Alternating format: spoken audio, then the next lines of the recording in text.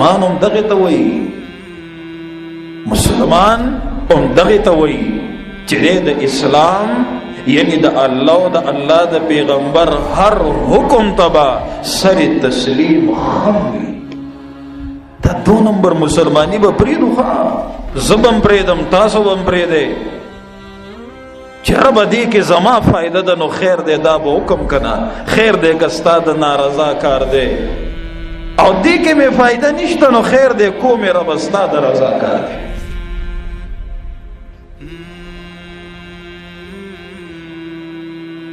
خپل ناخوخه او خوخه بپریدو، لند دا ہوایا چی زو غلامیم، زو سیم یہ لکا موتاسیو مالکانیو کو غلامانیو، مالک سو ادرے قل اللہم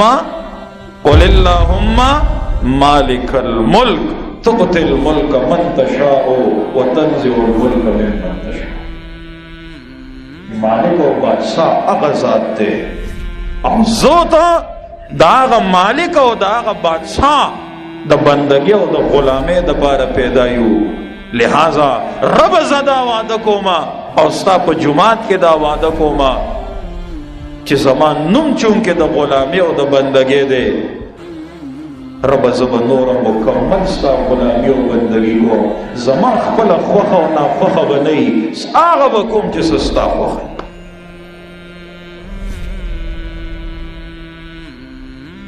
اور دیو جن نبی علیہ السلام ہم فرمائی لا یؤمن احدکم حتی اکون ہواہو تبعا لما جئت بے. اے یو تن پتا سو کی ایمان والا نشی کے دے ترسو چے دے خپل خواہش داغی دین تابین کی کم چے مارو گئے. خپل خواہش پر دین تابین نکی دین دا خپل خواہش نن پا ایمان ہوئے دین مونگ دا خپل خواہش تابع کڑے کنا دے. مصیبت کو یو دا دے ہر سڑے مفتی دے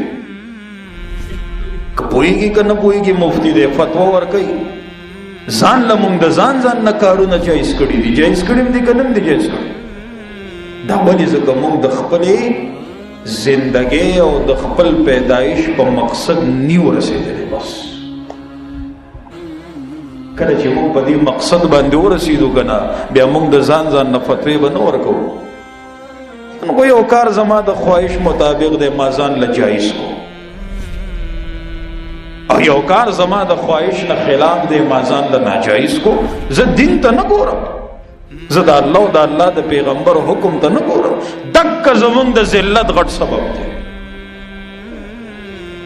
دا نن چې مسلمان هر ځای ذلیله دی او د کافر سپیڑا دا او د مسلمان مخ دے او مسلمان آواز تر ودا ذلیل کیگی او کمزوری کیگی.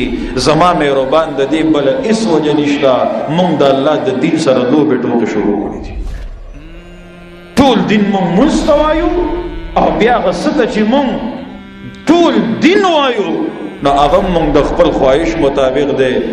کده سار منظم ہر ٹیموں کو، کده غربی منظم ہر ٹیموں کو، کده مازیگر منظم ہر ٹیموں کو، کده ماقام و دماز خدا نمڑو نا کوئی اس خبر نہیں.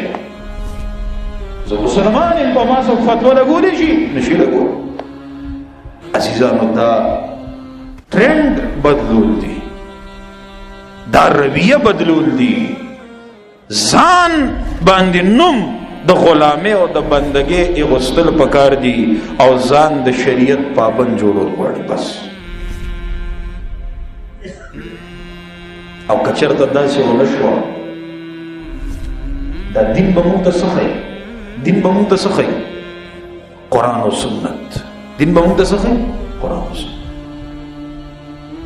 دا کار د الله د رضا دی او دا کار د الله د نارضا دی. دا به موږ ته څه ښیي؟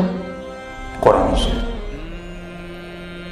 دا کار سبب د جنت دی او دا کار سبب د جهنم دی. دا به موږ ته څه ښیي؟ څه به ښیي؟ قرآن او سنت. اوس چې موږ کله د دې دواړو نه خبر یو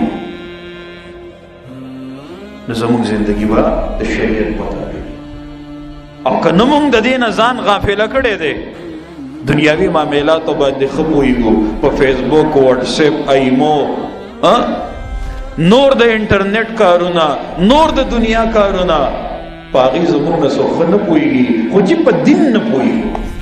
دا د موبایل چل، دا د دنیا د کاروبار چل، دا د ګټې چل، دا د تاوان نه د ځان د بچکولو چل، دا د چېرته یې زده کړی؟ دا د مور خېټه کې زده شوی که نه دې دنیا کې دې زده کړی؟ د دې عالم دا علم د مور خېټه کې زده کړی که دنیا کې زده کړی؟ ځان به نه بچ کو. کوي چې زما زندگی د شریعت مطابق تیر شي او رب زمان رضا شي او بیا آخرت کې زندگی په خپل خوخه باندې تیر کما، زما مهربان ځان به په یو غوړي په قرآن او سنت دا ګرانه نه ده. صح روزانه 1 غنټه ناسته کوا علماء سره، کال چې تیریږي ته به د قرآن او د سنت لوی عالم یې. زه ګارنټي درکوم تاسو. دو شیزونه لازمي دي، یو ادب او دویم طلب. دوانه تا کې رالل تا عالم د قرآن وګرځي. او زما مهربان که زندگی د دین خلاف تیر شوا او د دنیا په دی عیش او عشرت او مزو چرچو کې تیر شوا، نو بیا د قیامت ورځ بی او جهنم بی، او بیا جهنم کې فرشته به تپوس کوي الم یأتکم نذیر، و تاسو ته څوک بیانون کې نور راغلی؟ نو دا تنبوي او بیانون کې راغلی او هم داغه د خبرې تکذیب کړي او مذاق مړو کړي، او بیا دا جهنمی جهنم کې افسوس بګي او وای با وقالو لو كنا نسمع او ناقل ما كنا في اصحاب السعير. هاي افسوس چې دنیا کې قرآن اورېدلې وي او په قرآن هم ځان پوهه کړې وي، نن به موږ جهنم ته نه وې راغلي.